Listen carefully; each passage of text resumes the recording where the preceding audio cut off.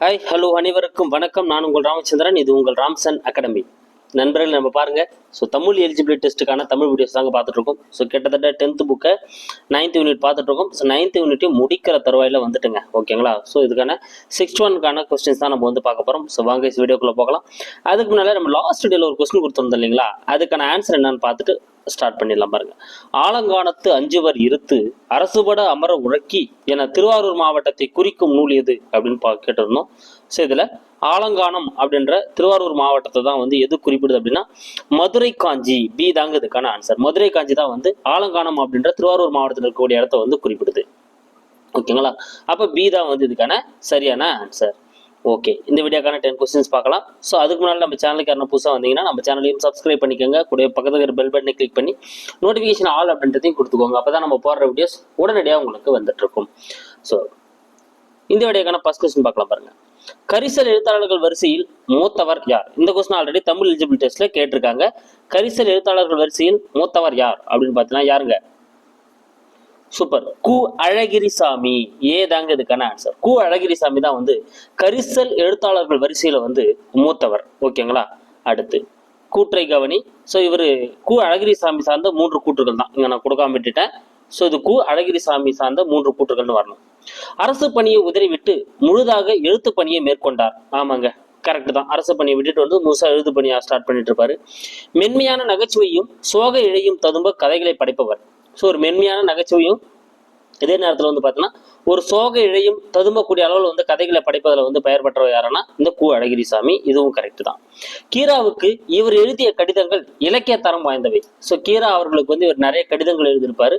இது வந்து பார்த்தீங்கன்னா இலக்கிய தரம் வாய்ந்தவையா வந்து கருதப்படுது. ஓகேங்களா? ஸோ அப்போ இதுவும் சரிதான். எல்லாமே வந்து இங்க சரியா இருக்கு. அதனால டி தான் அதுக்கான ஆன்சர். அனைத்தும் சரி. ஓகேங்களா? இந்த பாயிண்ட் ரொம்ப முக்கியம். நல்லா ஞாபகம் வச்சுங்க. கீராவுக்கு யார் கடிதம் எழுதியிருப்பாரு?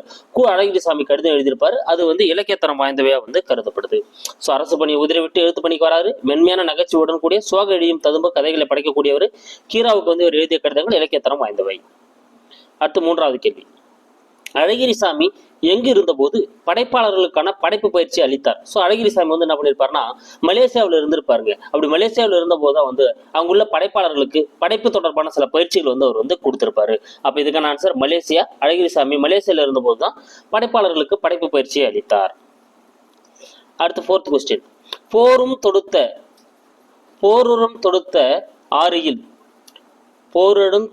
ஆறியில் நெடுங்குடி வாரால் என்பன போல மறித்து கை காட்ட இதில் பயின்று வரும் அணி எது? ஓகேங்களா? ஸோ இதில் பயின்று வரக்கூடிய அணி எது அப்படின்னு பார்த்தீங்கன்னா தற்குறிப்பு ஏற்றணி தான் இதில் வந்து பயின்று வருதுங்க. ஸோ அதிலே வந்துச்சு பாருங்க, தற்குறிப்பு ஏற்றணி. அதாவது ஒரு செயல் இயல்பா நடக்கும், அதை கவிஞர் என்ன பண்ணுவாருங்க தன்னோட குறிப்பை அதில் ஏற்றி சொல்லுவார். அதான் தற்குறிப்பு ஏற்றணி. இதில் வந்து பார்த்தீங்கன்னா ஸோ இந்த கோவலன் கண்ணகி மதுரை மாநகருக்கு செல்லும் போது வந்து பார்த்தீங்கன்னா அந்த மதில் மேல இருக்கிற அந்த கொடி வந்து பார்த்தீங்கன்னா காத்தால் அசையும். இது இயற்கையா நடக்கக்கூடியது.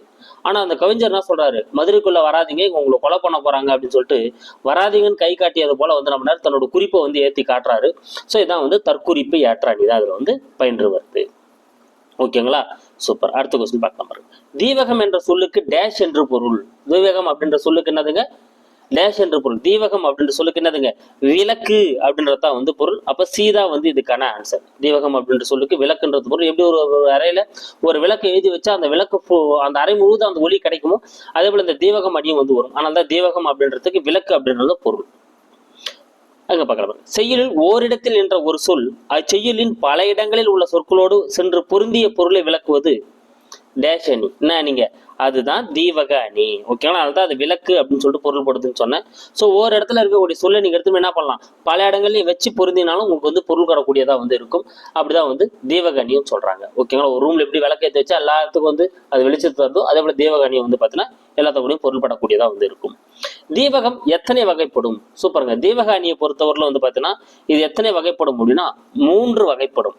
ஸோ முதல்நிலை தீவகம், இடைநிலை தீவகம், கடைநிலை தீவகம் அப்படின்னு சொல்லிட்டு 3 வகையா வந்து தீவக அணி வந்து 3 வகைப்படும். முதல்நிலை, இடைநிலை, கடைநிலை.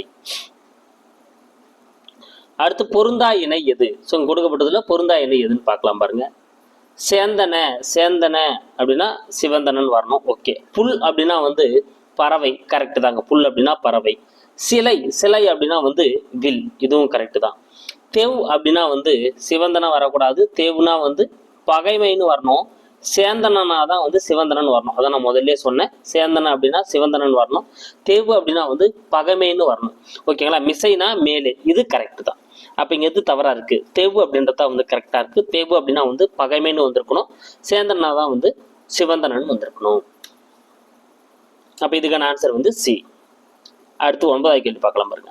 வேந்தன் கண் சேந்தன, வேந்தன் கண் சேந்தன, தெவ்வேந்தர் தோல் சேர்ந்தன, குருதி பாய்ந்து திசை அனைத்தும் சேர்ந்தன, அம்பும் சேர்ந்தன, புல்குளம் விழுந்தும் மிசை அனைத்தும் சேர்ந்தன. இப்பாடலில் அமைந்துள்ள அணி எது? ஸோ இப்பாடல்ல அமைந்திருக்கக்கூடிய அணி என்ன அணி அப்படின்னு பார்த்தீங்கன்னா என்ன அணிங்க? சூப்பர், தீவக அணி தான் வந்து இதுல பயின்று வந்திருக்கு. பி தான் வந்து இதுக்கான ஆன்சர், தீவக அணி.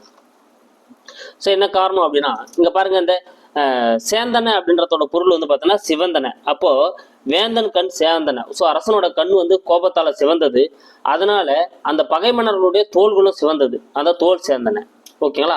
அந்த குருதி பாய்ந்த திசைகள் அனைத்துமே என்ன பண்ணிச்சு? ரத்தத்தால சிவந்தன. அந்த வில்லும் எய்யப்பட்ட அம்புகளும் சிவந்தது. அந்த குருதி மேல இந்த பறவை கூட்டங்களும் வந்து சிவந்தன அப்படின்னு சொல்லிட்டு என்ன பண்றாரு? எல்லாமே அந்த சேந்தன சேந்தனன்ற வேர்டு வந்து பொருள் தர்றதுனால இது என்னதுங்க?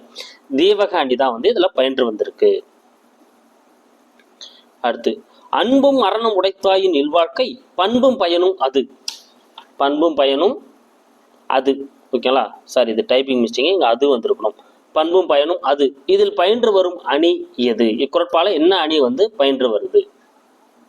சூப்பர், என்ன அணிங்க பயின்று வருது? நிரல் நிறை அணி தாங்க இக்குறட்பாவில் பயின்று வருது. இக்குறட்பாவில் பயின்று வரக்கூடிய அணி வந்து நிரல் நிறை அணி. ஏன்னா அன்பும் அறனும் அப்படின்ற சொற்கள் வரிசையா நிறுத்தி பண்பும் பயனும் அதனுடைய சொற்களையும் வந்து முறைப்பட சொற்களோடு வந்து கூறி இருக்கிறதுனால அதில் என்ன அணிங்க பயின்று வந்து நிரல் நிறை அணி தான் வந்து பயன்படுது. ஓகேங்களா? ஸோ அதனோட பண்பும் பயனும் அப்படின்ற அதனோட வாழ்க்கையோட அந்த விளைவுகள் வந்து சொல்லக்கூடியதாக நிரல் நிறை அணி தான் வந்து இதுல வந்து பயின்று வரக்கூடியதா வந்து இருக்கு.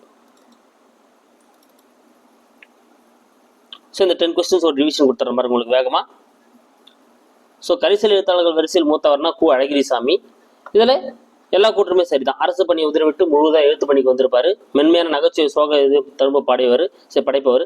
கீராவுக்கு எழுதியவருடைய கடிதங்கள் வந்து இலக்கிய தரம் வாய்ந்தவை. கு அழகிரிசாமிக்கு எங்கு இருந்த போது படைப்பாளருக்கான படைப்பயிற்சி அளித்தானா மலேசியா. போருடன் தடுத்து ஆறையில் நெடுமொழி வாராள் என்பன போல மறித்து கை காட்டன்னு சொல்லக்கூடியது வந்து பார்த்தீங்கன்னா இந்த தற்குறிப்பேற்ற அணி. தன்னோட குறிப்பை வந்து அதில் ஏற்றி சொல்றாரு. தீவகம் அப்படின்ற சொல்லுக்கு விளக்கு என்பது பொருள். செய்யுள்ள ஓரிடத்தில் என்ற ஒரு சொல் வந்து பார்த்தீங்கன்னா செய்யுள் பல இடங்களில் உள்ள சொற்களோடு சென்று பொருந்தி பொருளை விளக்குவது வந்து பார்த்தீங்கன்னா அணினா தீவக அணி அப்படின்னு தான் சொல்லுவாங்க. அந்த தீவக அணி 3 வகைப்படும். ஸோ இதில் பொருந்தாம இருக்குது தெவு அப்படின்னா வந்து பார்த்தீங்கன்னா சிவந்தனன் வரக்கூடாது, பகைமைன்னு வரணும். ஸோ வேந்தன் கண் சேந்தன, தெவ்வேந்தர் தோல் சேந்தன, குருதி பாய்ந்த திசை அனைத்தும் சேந்தன, அம்பும் சேந்தன, புல்குளம் விழுந்து மிசை அனைத்தும் சேந்தன. இதுல வந்து பாடல என்ன அணி பயின்று வருது அப்படின்னா தீவக அணி தான் வந்து பயின்று வருது. அன்பு மரணம் உடைத்தாயின் நில்வாக்கை, பண்பும் பயனும் அது. இதில் பயின்று வரக்கூடிய அணி எதுனா நிரல் நிறை அணி தான் இதுல வந்து பயின்று வருது. அப்ப சி தான் வந்து இதுக்கான ஆன்சர், நிரல் நிறை அணி. சூப்பர். இந்த வீடியோக்கான உங்களுக்கான கேள்வி பார்க்குற பாருங்க. நவிர்ச்சி அணி என அழைக்கப்படுவது எது? சரிங்க, நவிர்ச்சி அணி என அழைக்கப்படுவது எது அப்படின்றத உங்களுக்கான கேள்வி. ஸோ இதுக்கான ஆன்சர் என்ன வரும் அப்படின்றத கமெண்ட்ல சொல்லுங்க. இல்லை நெக்ஸ்ட் வீடியோக்கு வெயிட் பண்ணுங்க, அதெல்லாம் உங்களுக்கு இதுக்கான ஆன்சர் வந்து எக்ஸ்பிளேஷன் கொடுத்துட்றேன். ஓகேங்களா? So thank you guys. அடுத்த வீடியோவில் வந்து நான் உங்களுக்கு சந்திக்கிறேன். நம்ம சேனலுக்கு புதுசாக வந்து நம்ம சேனலை சப்ஸ்கிரைப் பண்ணிக்கோங்க. கூட பக்கத்தில் பெல் பட்டனை கிளிக் பண்ணி நோட்டிஃபிகேஷன் ஆல் அப்படின்றதையும் கொடுத்து. Thank you guys.